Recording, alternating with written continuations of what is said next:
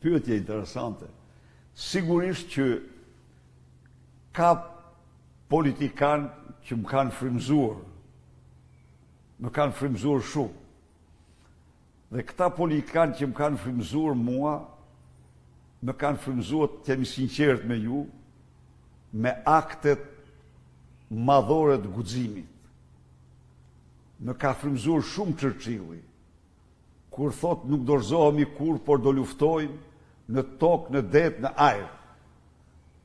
Në një kohë kur situata ishte dëshpëruese për Britaninë e Madhe, më ka frymzuar jashtëmase Ronald Reagan, kur deklaroi se çështja gjermane është çështja e lirisë njerëzimit, zoti Gorbaçov rrëzoje këtë mur.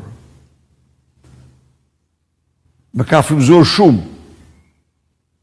Dhe e them këtu, Donald Trump kur guxoi të thotë se armiku më i rrezikshëm është armiku i brendshëm, në kuptimin që janë ata që mbanin flamurin e censurës, që politizonin në mënyrë ekstreme drejtësinë, që ndërmirnin me woke culture shkatrimet masive të simboleve të historisë së Shteteve të Bashkuara, një lloj si në revolucionin kulturor kinez apo kundër kishave dhe xhamive në Shqipëri.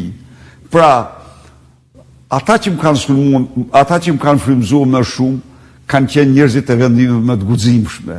Më ka frymzuar më shumë nofta se kushdo tjetër Martin Luther, që para konklavit që do ta hidhte në zjarrin e druve, në inkuzicion, në kohën e inkvizicionit, u thot gjykatësve se gjithçka kam thënë, e kam thënë me ndërgjegje të plotë dhe me bindjen time më të plotë është çështja e ndërgjegjes sime.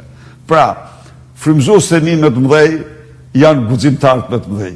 Po kam përshtypjen se po flisë edhe për politikanë shqiptar, zonja në fjalë se unë nofta e kuptova në këtë formë.